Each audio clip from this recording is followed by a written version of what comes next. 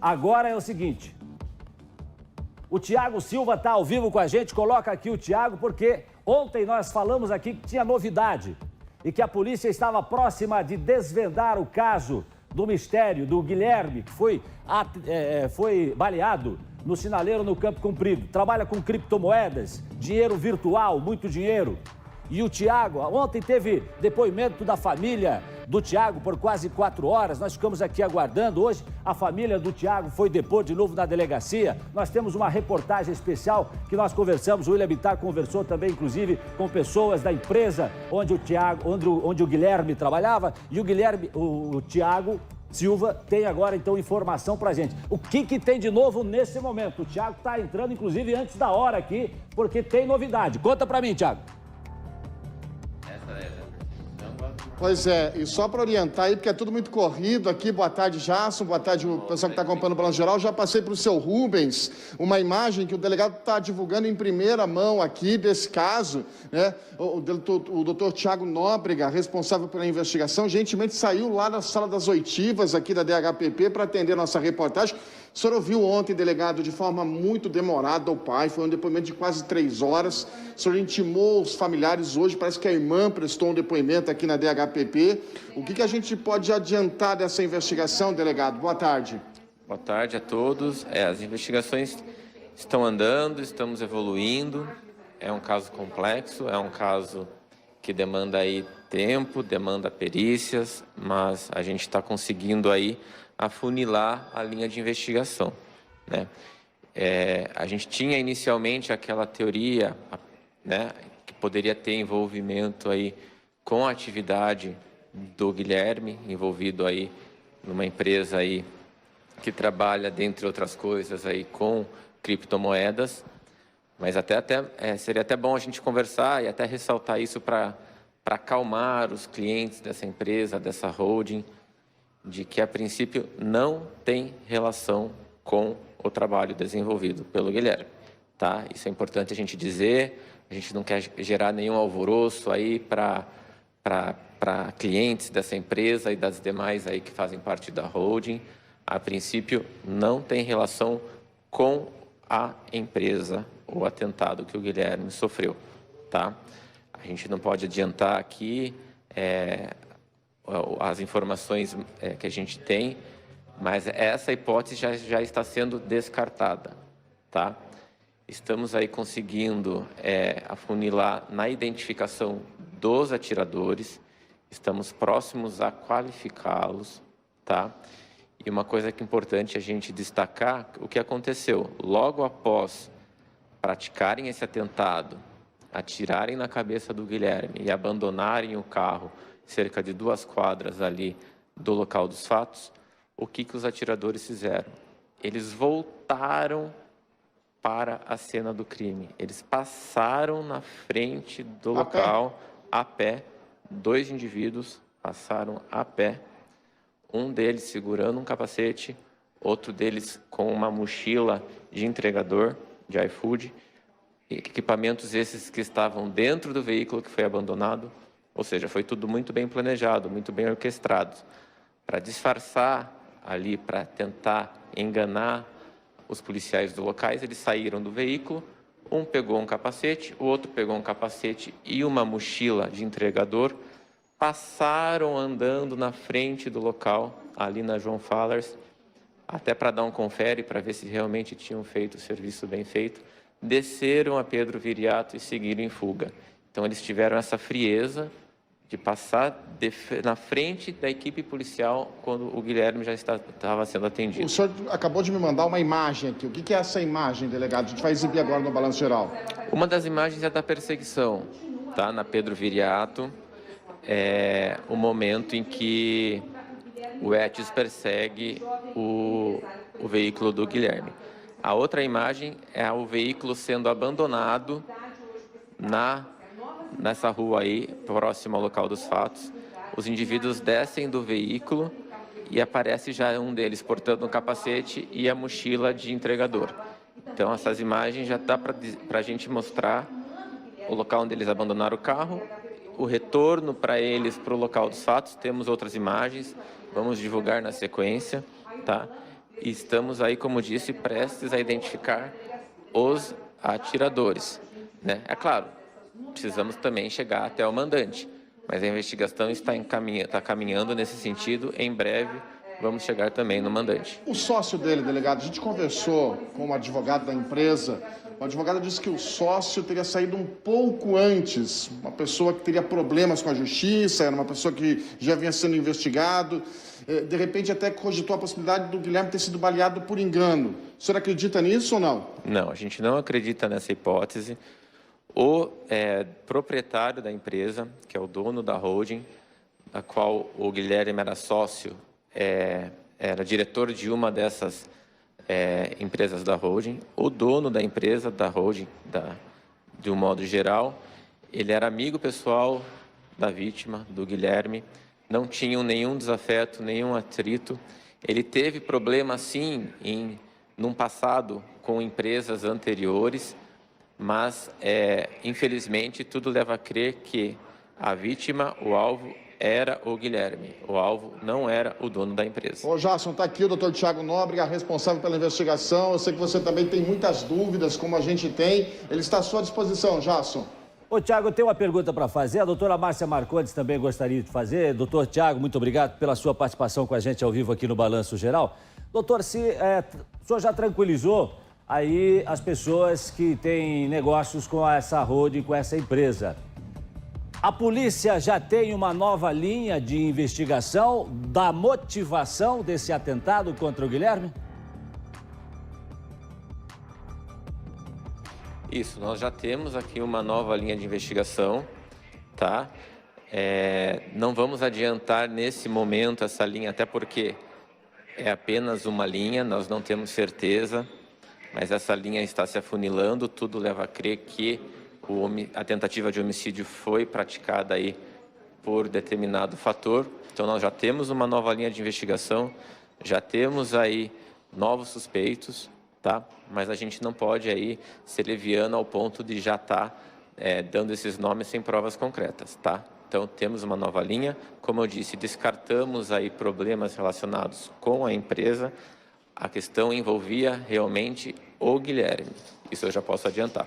Ô, Guilherme, doutora Márcia Marcondes, sua colega delegada, está nos estúdios, tem uma colocação também. Pois não, doutora Márcia? Bom dia. Esses dois elementos, eles abandonaram o veículo, né, que eles estavam inicialmente, o Etios, portando os capacetes e essa mochila. E, com certeza, iriam em direção à motocicleta. Foi possível já conseguir imagens desse outro veículo, doutor? Isso, a gente refez todo o trajeto que esses dois indivíduos fizeram na data do crime. Desde o momento em que eles abandonaram o carro, ali nas proximidades, voltaram pela João Fallers, desceram novamente a Pedro Viriato, acabaram ingressando ali numa rua transversal, umas quadras abaixo. Temos aí todas essas imagens. Agora, em um determinado ponto, numa determinada rua onde esses indivíduos entraram, a gente, infelizmente, não teve a mesma sorte, não haviam câmeras, mas a gente está muito próximo aí do local aonde esses indivíduos ingressaram. Eles fugiram a pé, não havia moto, não havia carro os aguardando para dar fuga, tá? Eles apenas estavam portando capacetes e mochila de entregador como forma de disfarce, para despistar ali a polícia. Aliás, nós temos no local essas imagens, do crime. o senhor cedeu essas imagens, a gente vai exibir aqui ao longo do programa, do Balanço Geral de hoje, porque se alguém conhecer, pode ajudar a polícia a identificar pelo menos os atiradores. Os atiradores não seriam eles seriam contratados, então, para executar o crime, delegado? Sim, esses dois indivíduos eles foram contratados para executar o Guilherme, tá? São aí os executores, mas o mandante, o mentor intelectual, aquele que está por trás disso, nós estamos aí afunilando as investigações e acredito que em breve vamos chegar nele. Bom, então, trabalhando com hipóteses aqui, falou-se de pirâmide, falou-se de criptomoeda, falou-se de dívidas, de pessoas que talvez estariam cobrando o Guilherme. A gente vai ter uma surpresa, né, no final dessa investigação, delegado? Sim, eu acredito que o desfecho será totalmente diverso, né? É claro que quando a gente acaba aí iniciando uma investigação que envolve esse ramo de atividade, essa questão aí de criptomoedas, chama muita atenção porque é um mercado aí de risco, onde muitos ganham, alguns perdem, acaba gerando insatisfações, né? Mas, possivelmente, como nós vamos demonstrar aí, acredito que em breve, a motivação não tem a ver com a atividade desenvolvida pelo Guilherme. Tá bom, delegado Thiago Nóbrega gentilmente saiu lá da sala de interrogatórios para atender aqui ao longo do dia de hoje, Jasson. A gente vai trazer essas imagens que mostram, então, essas pessoas fugindo da cena do crime e acompanhando ainda o trabalho de investigação da polícia. A gente vai trazer mais detalhes aqui no Balanço Geral. Jasson. Muito bem, mais uma vez a polícia está próxima de desvendar o mistério que envolve esse atentado contra o Guilherme, que continua hospitalizado, o estado de saúde dele ainda inspira bastante cuidado, né? Segundo informações, ainda está em estado grave no hospital, necessitando de muito atendimento. A gente segue acompanhando, quer dizer, o que a gente percebe é que houve aí uma reviravolta. O Balanço Geral está só começando. Até o final do programa nós podemos ter ainda muitas novidades em relação a esse caso. Olha só, gente. Estão falando aqui do Guilherme, aquele jovem, o jovem de 24 anos que está internado em estado grave no hospital. Ele foi baleado no atentado essa semana ali no Campo Comprido. E o que tem por trás do atentado contra este jovem? A polícia, num primeiro momento, ela imaginou que talvez o Guilherme pudesse ter sido alvo por engano. O alvo seria outra pessoa. Ontem mesmo, aqui no Balanço Geral, você viu que a polícia conseguiu chegar à conclusão de que não. O alvo era realmente o Guilherme. E aí é o seguinte, num primeiro momento, teria uma relação com o negócio deles, criptomoedas. Agora não mais. A polícia, inclusive, o delegado Thiago Braga falou aqui hoje, né, que não é isso. É uma outra linha de investigação que passa a ser feita agora. Detalhe, deixa eu falar aqui com o nosso William Bittar, que está acompanhando esse caso, acabou de mostrar uma reportagem especial aqui pra gente. Bittar, quer dizer, o alvo era realmente o Guilherme Grabarski. Isso já é convicção da polícia, né? Exatamente, Jássio. Uma boa tarde para você, doutora Márcia, todo mundo que acompanha o BG. Agora, de fato, as investigações levam agora a querer descobrir a motivação do crime contra o Guilherme. Esse atentado, esse jovem que está internado no Hospital Evangélico aqui em Curitiba, acabou levando um tiro na cabeça, mas no atentado que causou até uma perseguição, né? Logo que ele saiu do trabalho dele, dessa empresa ali no Campo Comprido, ele acabou percebendo que um carro estava seguindo ele, tentou fugir, mas foi alcançado e essas pessoas atiraram pelo menos 8 vezes contra o carro dele. Um desses tiros acabou atingindo a cabeça dele. Trouxemos, Jasson, como você mesmo disse, que poderia existir um engano, que o Guilherme pudesse não ser o alvo desses criminosos. Mas com as informações colhidas ontem pela polícia, até com a conversa que nós tivemos lá na empresa onde o Guilherme trabalhava, isso aí caiu por terra. O Guilherme era, de fato, o alvo a ser cumprido, né, por esses criminosos na noite da última terça-feira. Isso porque o CEO da empresa, o Francis, que nós trouxemos aqui, que a polícia não havia localizado ele na quarta-feira, logo depois de tudo que aconteceu, ele está aqui em Curitiba, ele deve conversar com a Polícia Civil e a Polícia Civil acredita que ele pode ser uma peça-chave aí para ajudar a esclarecer o que aconteceu com o Guilherme. Esse rapaz, como nós trouxemos, ele não atendeu as ligações, não foi localizado pela polícia num primeiro momento, mas o advogado da empresa disse que ele está aqui em Curitiba e vai cooperar e vai conversar com a polícia para trazer algumas informações. Hoje ainda a polícia já acabou divulgando, daqui a pouquinho a gente vai trazer aqui, né, Jasson, algumas imagens que podem ajudar algumas pessoas que assistem o Balanço Geral a identificar quem são esses homens, por que eles estavam com esse carro desde o dia 20 de março, quando o carro foi roubado, ou seja, um crime planejado há muito tempo. Tudo indica que já vinha sido pensado, né? Vinha sendo pensado, planejado há muito tempo. Bittar, vou te pedir licença aqui para a gente chamar o Thiago Silva, porque o Thiago Silva agora vai trazer essas imagens. São imagens que a polícia divulgou agora, passou agora para o Thiago, em primeira mão para você aqui no Balanço Geral. Então vem comigo, Thiago Silva, conta tudo para mim, Thiago. Pois é, essas imagens, a polícia pede inclusive apoio aqui ao Balanço Geral. Se alguém reconhecer essas imagens que vão aparecer a partir de agora na tela da RIC TV, que entre em contato imediatamente com a Divisão de Homicídios e Proteção à Pessoa. Numa primeira imagem é possível observar a pessoa andando com um capacete na mão. Essa pessoa seria o responsável por atirar no Guilherme. Numa segunda imagem, a gente pode observar que o carro do Guilherme é perseguido pela avenida principal ali, pela Pedro Viriato Parigô de Souza, momentos antes de ser baleado.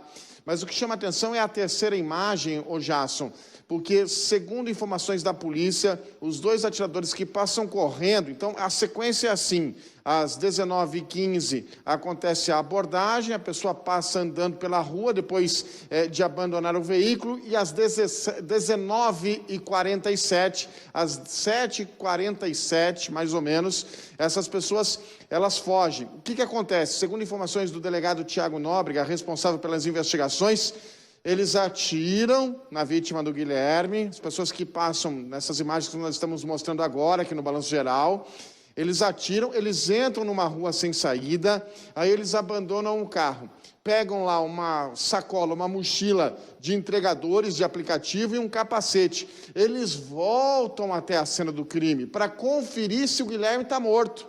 Mas como está um burburinho grande ali, Jasson, eles não podem terminar o serviço ali. Então, eles acompanham ali, eles observam que o Guilherme está vivo, chega a ambulância do Corpo de Bombeiros e só depois é que eles abandonam a cena do crime. Mas a ousadia foi tanta que eles voltaram para conferir se o Guilherme tinha sido morto mesmo. Jasson. Olha só, apesar da qualidade da imagem, né? Eu acho que a polícia vai ter condições, inclusive técnicas, para chegar a esses atiradores. Detalhe é o seguinte, veja que eles usavam ali uma mochila, não é isso? Para carregar um box, né? Para disfarçar. E tiveram a ousadia de voltar ao local para ver o que tinha acontecido, se realmente o serviço tinha sido feito, né? Como tinha sido acertado. E aí eu pergunto, doutora Márcia, o criminoso sempre volta ao local do crime? Nesse caso a gente vê que primeiro que eles são profissionais, né? Eles são contratados para isso, eles vão fazer a conferência do serviço que fizeram, né? E se demora ainda um pouco ali porque não vem ninguém prestando atenção neles, né? Essa é a tal de se esconder à frente de todo mundo. Ninguém presta atenção, é mais uma pessoa que parou para ver, daqui a pouco eles vão embora, e isso demonstra frieza e profissionalismo, né, Jasson? É o que se vê nesse momento. Mas se levantou alguma coisa, William, sobre esse planejamento deles? Parece ter sido bastante apurado? Até o Thiago pode ajudar a gente nessa confirmação, mas que o carro que foi utilizado, o Etios vermelho que foi utilizado, ele foi roubado no dia 20 de março, se não me engano. 4 homens entraram no carro de uma mulher, motorista de aplicativo, acabaram pegando o carro dela naquele momento. E parece que a placa seria clonada. A placa não seria nem do Etios vermelho mesmo, seria de um outro veículo. Ou seja, foi um planejamento de um longo prazo.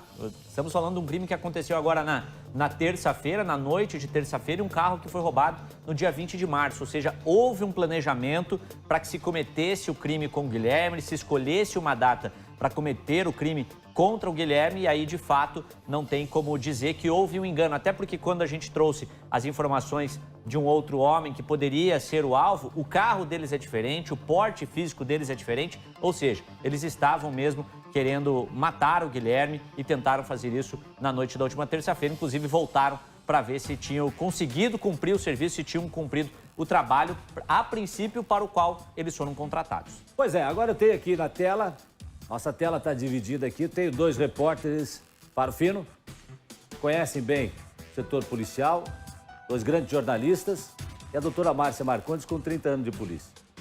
Delegado, se não tem uma relação com a empresa de criptomoedas, e a polícia já descartou, inclusive, para tranquilizar os clientes, o que estaria por trás desse atentado contra o Guilherme Grabarski? Alguém tem essa informação? Alguém tem uma linha de investigação? A polícia, será que já sabe para onde vai? Podemos começar com você, William. Bom, a primeira linha, a principal até então, era o caso das criptomoedas, do trabalho, mas isso ao longo de ontem mesmo, das investigações que foram feitas, inclusive do pai do Guilherme, que foi ouvido na DHPP ontem pela manhã, ele acabou preferindo não falar com nenhuma equipe de reportagem, mas é a partir desses depoimentos que foram colhidos ontem à tarde que as novas linhas de investigação surgiram, né?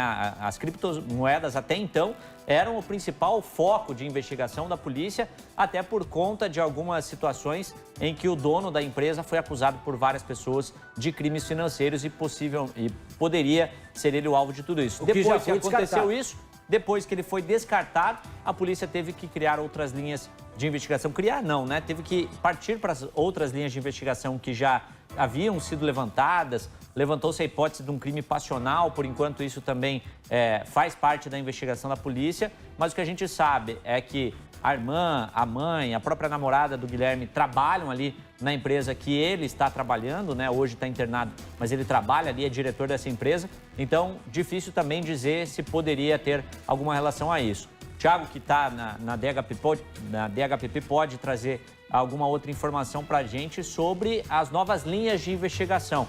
Porque, de fato, inicialmente trabalhou-se muito com o ramo que ele estava atuando, mas agora, depois dos depoimentos prestados ontem, possivelmente alguma outra pessoa que possa ter sido ouvida ontem à tarde, hoje de manhã, essa investigação pode ter mudado. O doutor Tiago Nóbrega, inclusive, né, ele disse que já tem uma nova linha de investigação e não quis falar. Mas aí eu pergunto, doutora Márcia, a senhora acredita que pode ir para onde?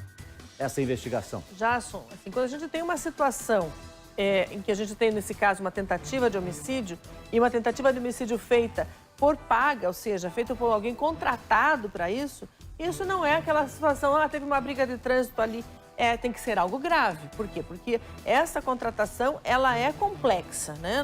Você não coloca lá vamos ressuscitar o Alô Negócios? Você não coloca lá no jornal, no coisa, eu preciso de um matador. Você tem que fazer uma busca disso, né? E essa busca tem que ser relativamente discreta. Então, você tem todo um planejamento, busca-se os dois matadores, né? Então, a gente tem que partir do princípio que é algo grave, que pode estar relacionado, sim, com a vida ainda profissional dele, mesmo não sendo objetivamente essa negociação, não sabemos quais são os outros ramos de negócio que ele pode ter também, ou a vida pessoal dele. Por quê? Porque ele tem embora até agora as informações são que é de uma pessoa muito tranquila, que está tudo redondinho, mas podem surgir outras informações que não passam no dia a dia. Então, sim, você fica entre essas duas coisas, a vida profissional dele como um todo, né? E também a vida pessoal dele, que, ou seja, se pode ainda cair numa situação de passionalidade, pode ter alguma coisa que não tenha sido ainda publicitado, né, até agora. Bom, deixa eu voltar então agora com o Tiago. Tiago, tivemos um problema no sinal com ele, agora já está restabelecido. Tiago, arredonda para nós o assunto aí, por favor. Só para finalizar, então, a doutora Márcia, depois ela pode debater, mas é assim, o delegado está concentrando muito a investigação em ouvir os familiares da vítima. O pai prestou depoimento, a mãe prestou depoimento, a irmã prestou um longo depoimento hoje pela manhã aqui, a esposa dele também prestou um depoimento. Então, são pessoas da família que estão sendo ouvidas. Descartado assalto, descartado vida profissional, descartado crime passional. A família tem ajudado e a investigação está dentro da família. Jasson. Ok, Tiago Silva, o Balanço Geral segue em cima desse caso, acompanhando, trazendo novidades ponto a ponto, capítulo a capítulo para você aqui no Balanço Geral. A 1h mais 22 minutos, podem surgir novidades ainda hoje. Tiago Silva está lá na delegacia, está acompanhando e a qualquer momento ele pode voltar, canal aberto com o Tiago Silva.